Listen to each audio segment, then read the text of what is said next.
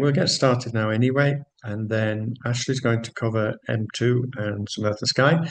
Lots of potential trade setups this week. I've got orders in on 3 or 4 as well as, and obviously we had the chaos at the weekend with President Trump again. So I'm going to be covering that. Morning, Steve. And who else just came in? David, you. Good morning, David. That's it for now.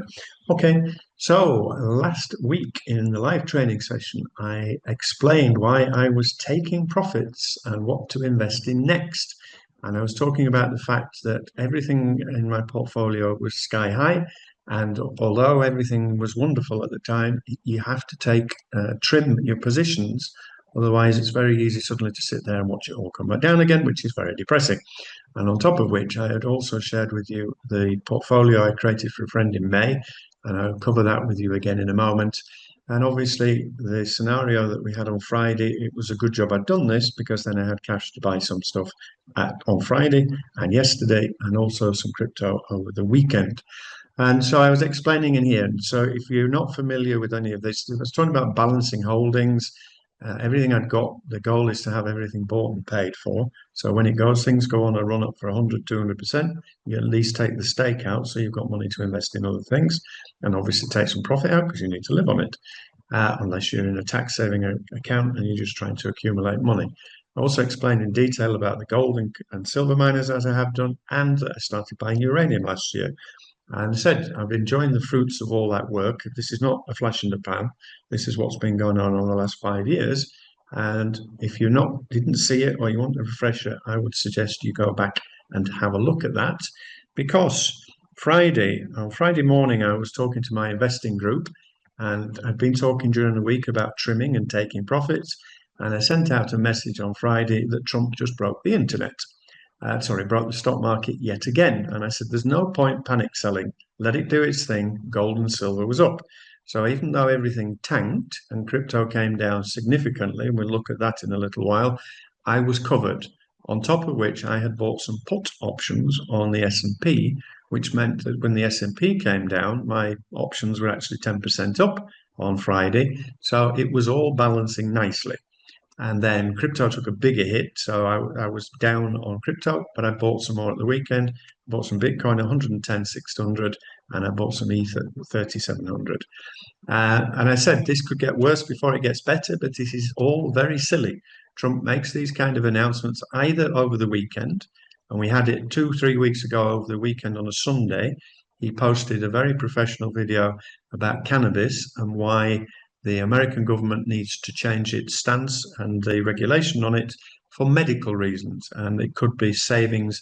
There's claimed it could be savings, I think, of 60 billion a year for seniors using cannabis products, not smoking the weed, unless that's helping as well. But it's actually beneficial for arthritis, lots of other ailments. And they've also been testing that along with other drugs for veterans suffering from PTSD. So all of those things I covered and explained, and the different sectors that I have been investing in for the last 5 years. And I said, bottom line, Trump and the Republicans need the stock market up as we come to the end of the year. There are also elections for 33 seats in the Senate next year. They will not get re-elected, and the Republicans will lose control of the Senate if there is a crash before then. So it may be, usually towards the end of the year, there's a run-up, and then it may well be there's a crash over Christmas and the early part of the year. But by the time the elections come along, which I think are later in the year, maybe September, but I could well be wrong, they need the economy to be booming again. So you have to be mindful that this is all a game. And I talked in here as well that I've been talking about taking profits to have cash for the drop. And I was looking to add to my dope positions, cannabis positions, on Monday, as long as they don't gap back up. There was a bit of a gap and then they pulled back again. So I've got in there. And I also mentioned that previously missed the miners. So lots of folks were fed up because they'd missed the miners that I've been explaining about for the last 3 years. But there were opportunities in that as well, because when the stock market comes down and there's a panic on, everything tends to drop quickly, and then some common sense comes back in. And I said at some point there's going to be a crash. My gut feeling it's not yet as ever. And I said the fact that Jamie Dimon, BlackRock and Goldman et al. Have been talking up recession in the last few weeks, the cynic in me thinks this is a shake the tree to scare retail buyers to panic sell and they will mop up. And in my opinion, that is exactly what went on again. And I have seen this over 30 years doing these markets. It's the game that they play. They've rigged the stock market for donkey's years. And now with crypto, because there is no breaker in the stock market, if the stock market starts to really tank, then they call a timeout to let everything calm down and automated systems take a breather.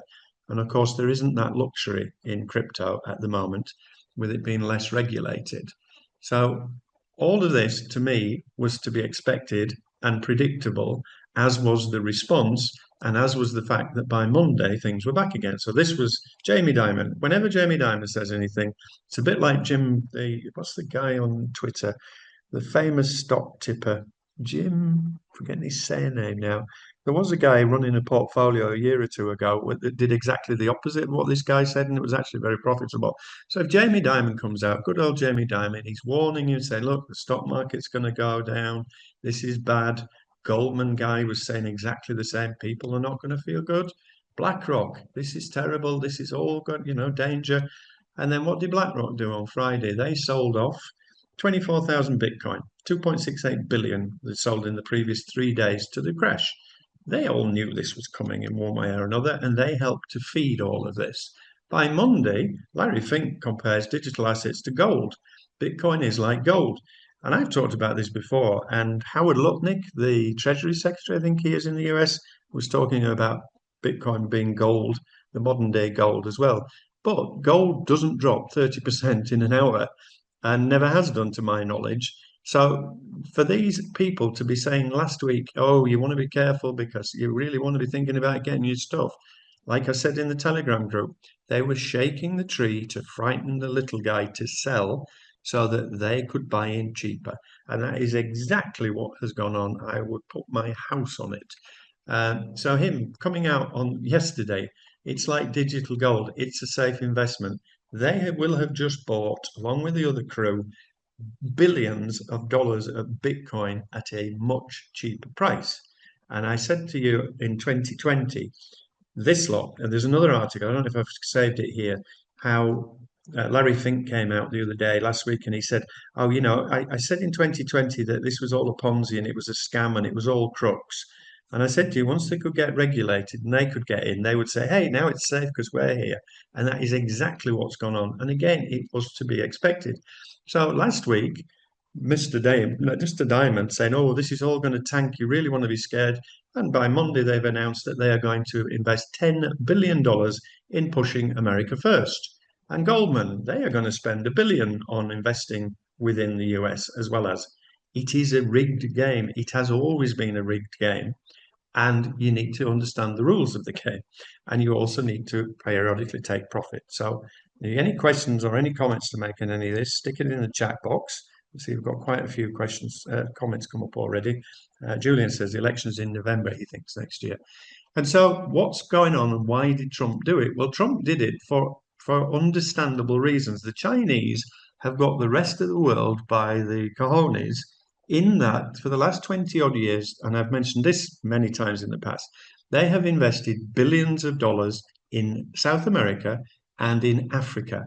They have been buying up land and natural resources.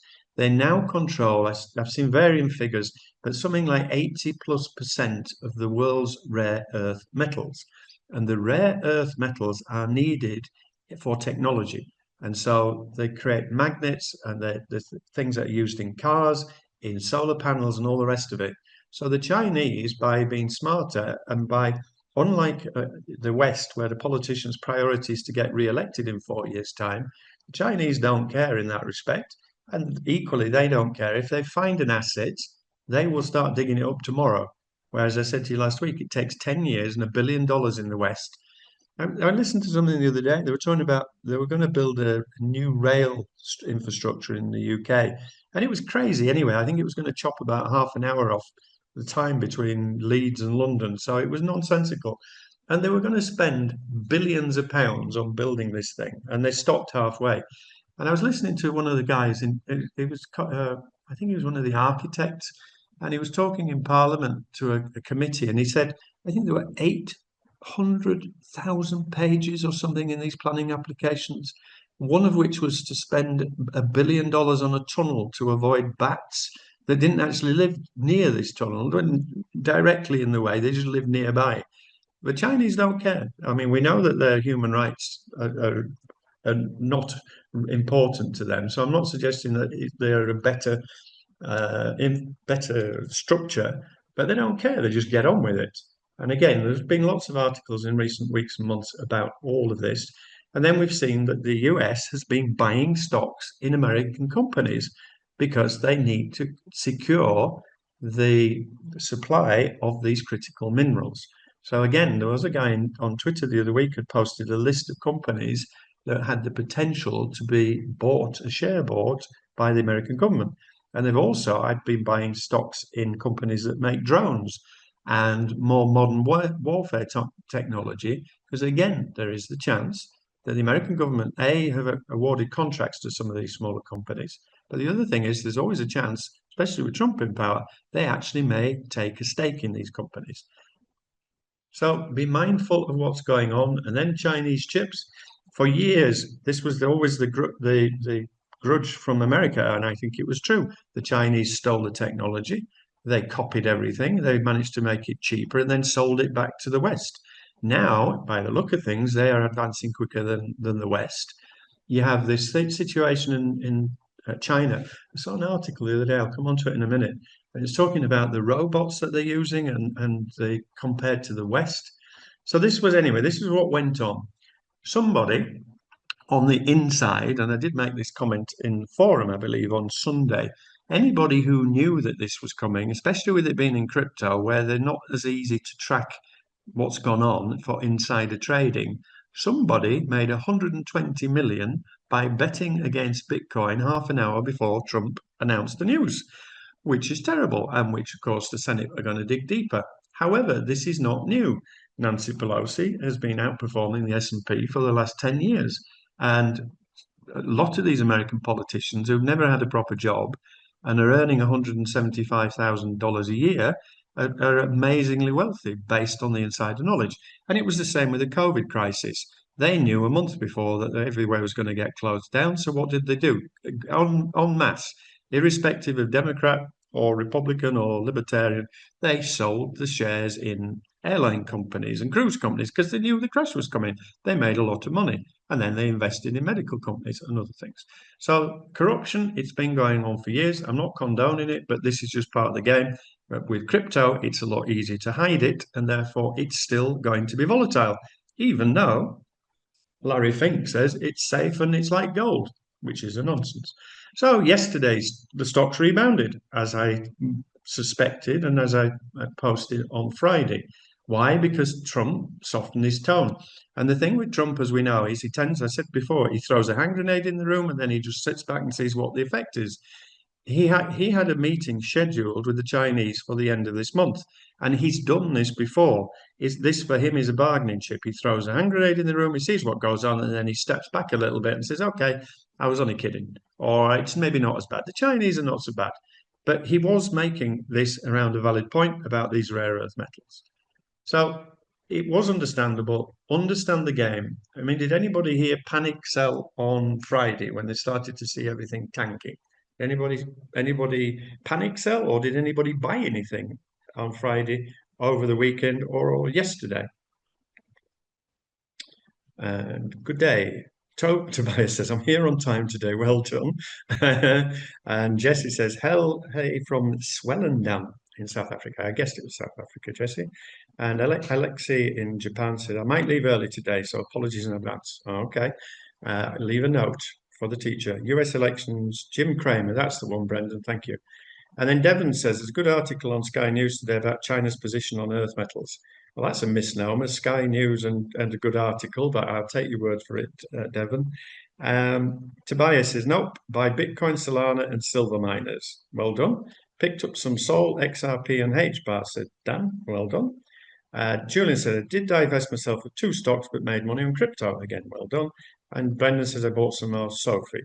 and Ashley bought a little XLM. So well done. I mean, it might still go against us, but at the end of the day, you've got to have the courage of your convictions to be able to stomach this kind of thing.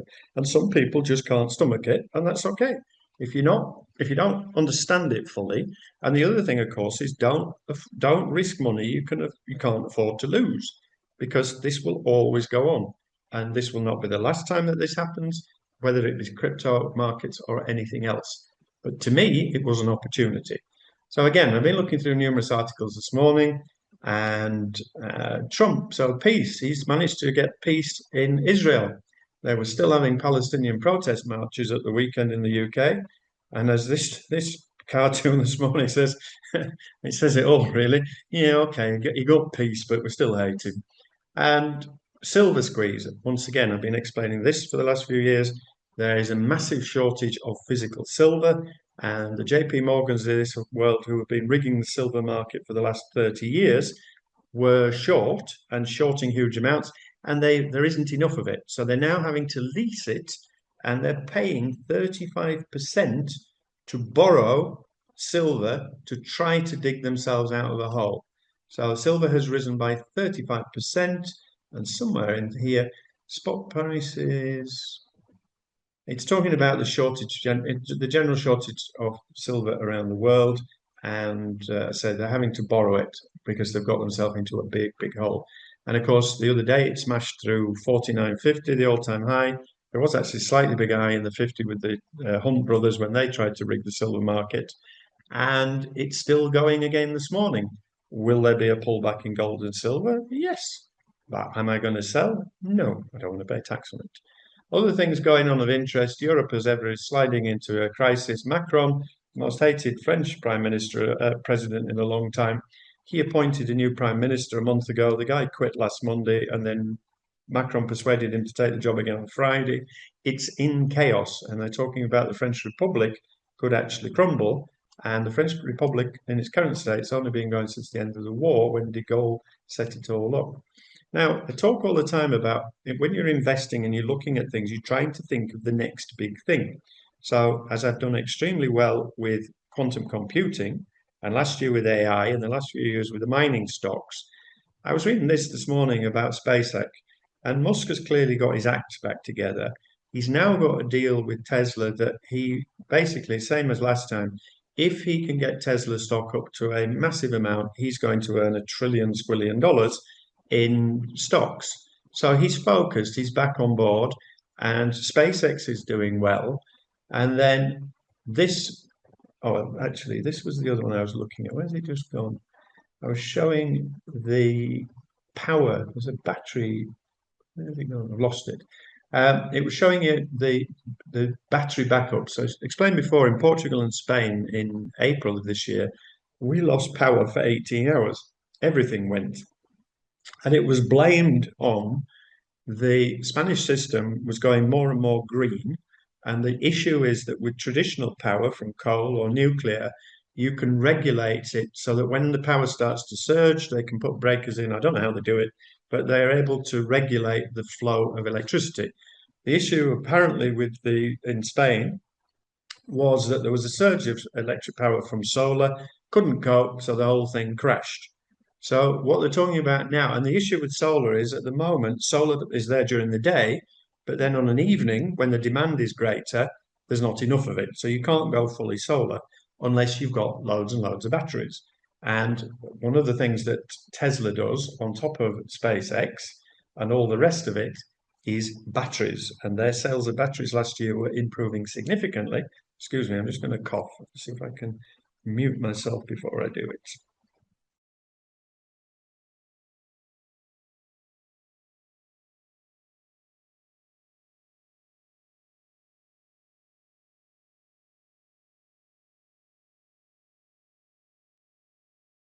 Ashley's just given Oh, me another basically, they have article. opened in Swindon, so I was a little bit proud of Oh, it. okay. Oh, okay. Anyway, so on to this. I'm now kind of thinking this was an interesting article. This was in the Telegraph the other day. Western executives who visit China are coming back terrified because China, I mentioned earlier, you have this scenario in China where they have hundreds and hundreds of robot taxis that are already in play and have been running around Wuhan, I think it is, for the last 2 years. Whereas Tesla, because of the regulations in the USA, have got 10 in Texas on trial, and they've got to have a bloke sat next to in the driver's seat there as a backup. Once again, China go for it.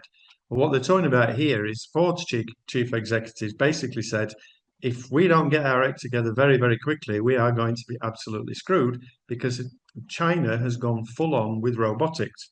And I was talking with a good friend of mine last night, and he was saying, "Oh, I think within 10 years that it's going to be robots, this and that." And I said, "No, this time next year, that is how close this is getting." And so, and I mentioned this before, there was an Amazon factory where they managed to get the staff down. It was from hundreds of staff down to a handful because everything is automated. And the only bit that was still non-automated, that they needed humans to pick things off a line, bend, twist, and then move it into a box or whatever. Well, they now have robots that can do all of this. So what they're talking about here as well is we have an aging population around the world. You don't need to import loads of immigrants from other countries and other cultures. You just need robots. And somewhere on here, I think it was this article, there was a list showing you how far ahead China is with the rest of the world. And this is the UK. Number of robots per 10,000 workers by country. China, 567. Germany is quite high. US is lagging behind Germany, Italy, and then UK, 104. 104 per 10,000 workers. But the UK is so far behind with everything, with crypto, with everything, because like the EU, they just over-regulate everything to the nth degree. So the conclusion of this is I've never really been into Tesla. And particularly after COVID and when he went to Doge and there was all the hate against Elon Musk. But the results for car sales were up recently. They've got a new Model Y that's a lot cheaper. But I suspect, and I said this 6, 8 months ago in a podcast, he needs to do something. He needs to do something on the robot front. He needs to do something on the SpaceX front. The batteries, the sales last year were improving significantly. And I know that one of the things that they've got, they have tiles. So roof tiles, instead of needing ugly panels on the roof, they actually have tiles now that will do it. And then they have batteries that can be installed within the house as well to make the house completely solar dependent. And so with him now being focused again and back, and all the benefits that they were getting from the government, the cashbacks for electric vehicles has gone. I kind of think that it's going to mushroom again. So I am at the moment indirectly through a high yield ETF. I am indirectly in Tesla at the moment. Now, moral of the story of all of this. Yes, I told you all about this a week ago. Aren't I clever? Did it have any effect? Well, I've shared this with you before. This is my friend Andy's account. This was the one we started in May. Last time we were together, I showed you this. His account was at 38,000. It's only at 37 today, but he put 20 in here. This is a tax-free investment strategy in the UK called an ISA. I put 20,000 in, and today, if we close everything, it's at 37. So it's down 1,000. It is still up 85% since May of this year. And again, I've gone through all of this with you before. We're looking at Coinbase because they're the biggest regulated broker in America, and they also have custodians, and they are regulated for the bigger companies as well. I think BlackRock use them. And then I've got some Bitcoin miners, I've got gold and silver miners, etc. I've shown you all of this. The moment Canopy growth, this is a cannabis play. It's down. I'm not worried about it. I previously showed you that we made £5,000 or £6,000 using a CFD for this when we invested in MSOS, and I still have some MSOS options. This is Quantum, and this is Riot, another blockchain, etc. So all of this lot, and when you have a look in here, what happened next? So this is my stock portfolio. I don't necessarily have all of these because some of the ones in here are the ones that are things that my clients have. But what happened the other day, Monday, these are the results from the other day. This is the rebound in gold and silver. So the best one, my best silver mining stock, I've shown you this before. This was the one that was up 260% last year, is up 11% since Friday evening. And then the big one, and again, I showed you this the other day, big one that rebounded was quantum. So quantum computing, RGTI was the best one, rebounded 25% since Friday. And we originally were buying this down here as a consolidation, and actually this was an M2 breakout as well. So we had a break here of the trend line, the EMA. That was the first buy I was in early. That was the second buy. I have bought again here, and we are up with this one since March, and that is now 500%. So the moral of the story is understand the game that you are playing. It is a rigged market, but you need to make a plan in advance. And it's the same thing I do with forex. This is why I do things on a weekly. I am setting traps and waiting for things to come to me. I am not chasing price. I am not panicking. If I have a bad week, I do not lose more than 1%. And the other thing I shared with you last week, this was a short post I made, and I've explained many times before as well. I used to focus on my win ratio. I was always really proud of my win ratio, and yet I was losing money. And so last week I had one win, I had one loss, and I netted 2%. And if you follow the rules that you only take trades that can make at least twice what you risk, and preferably more. So the scenario here, I lost on the Swissy. It was a really good setup, and I would take it every time. I had 9 reasons. But it lost, and I did actually get out a little bit early. I think I got out 0.35 because I could see that the dollar index was starting to break again. And then on the euro pound, and if you have a look, it's a 5 minute video. On the euro pound, I explained it was Friday afternoon. I was going to take the profit because I didn't want to leave it over the weekend. And I talked about, particularly with Trump and Israel and Ukraine, why I would not leave it over the weekend here. And 2 hours later, had I left this thing in, it would have come back down and taken me out and take my win. So all of this is explaining in advance what goes on and why. And then we've got Devon with us this morning. Devon's in Dubai. And last week, he and I were looking at the CAD. And I said to him, well, if you get into the CAD, then you have to be mindful that 140, and if you watch the video, like this goes back, this area of support and resistance, this is a weekly chart, goes back to 2004. And in 2004, and this was 2020, this is weekly, it stopped to the pip there, stopped to the pip there, there. It did it here again in 2022, and it actually did it going back all the way, 2016, and there in 2004. So if you were in the CAD last week long, please tell me that you took some profit because it was just logical that 140, remember, whole numbers are important, decimal 10 even more important. But what's really important, this is for 21 years, when price has come up to this on a weekly chart, it has rejected more times than not. What did it do? It rejected. It's common sense. So a lot of the time with Forex, it might seem it's not like common sense and it's completely random and stupid, which it often is. But when you're working from longer time frames, it does make it a lot easier for the planning process. And it's less stressful because you're not getting sucked into things. You know, you would know one in his right mind would buy here because for 20 years, this has been a massive resistance. And I showed you this recently on the Euro USD. It came up to a level, I think it was 118. And I showed you how for weeks and weeks and weeks and months and going back years, that area had been massive. So the probability, the likelihood of it going through was significantly less than it going through, which is why, again, 50-50 is not good enough because 50-50 is flip a coin territory.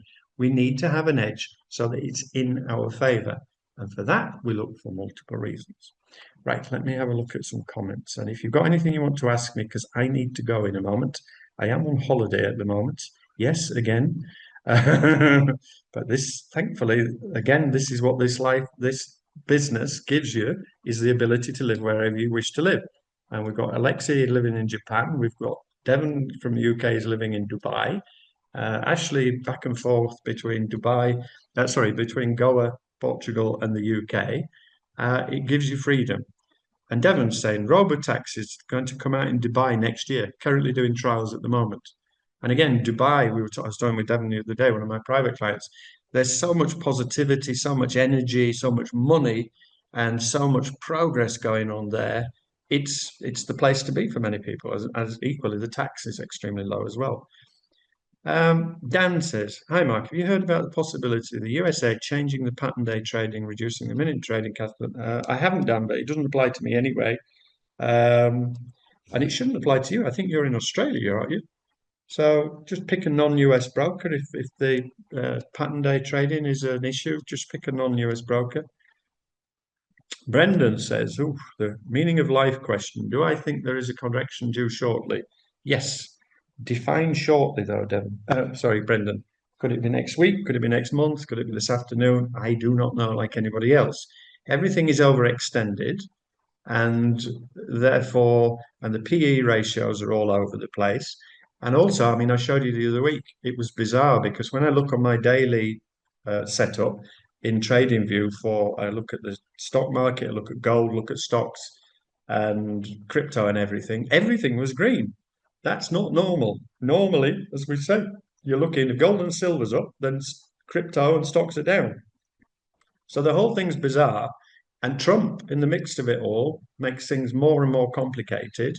But as I've just gone through and explained, what went on Friday, it should not be a shock to you anymore. And by Monday, it was back where it was. Now, at some point, there will be a crash. So if you are currently, like with my friend's portfolio up 85%, I said to him 2 weeks ago, "Do you want to stick or do you want to twist?" I said, "You're up 85%. Prior to that, he'd had it in a Barclays ETF inside an ISA. They've been paying 4% a year.